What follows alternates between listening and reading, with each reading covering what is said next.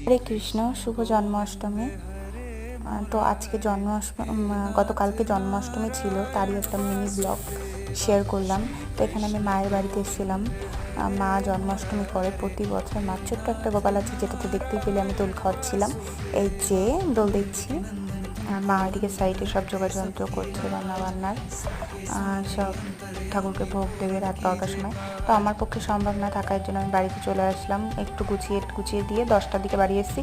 এসে দেখছি গেটে তালা মারা। তারপর একটু রেস্ট নিয়ে রেডি হয়ে 12টার সময় চলে যাচ্ছি আমাদের বাড়ির পাশে মন্দিরে। ওখানেও তো প্রতি বছর হয়, তো ওখানেই এই যে আসলাম। কীর্তন হচ্ছিল।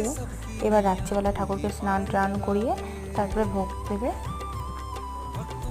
তো এখানে স্নান করানো হচ্ছে।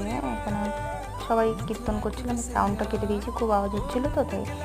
তারপর এখানে ফল বানানো হচ্ছে, আর এই সাইডের দিকে ঠাকুরকে ভোগ দিচ্ছিল, পুজো দিচ্ছিল, যেগুলো করে। আমি তো এগুলো ডিটেলসে যাই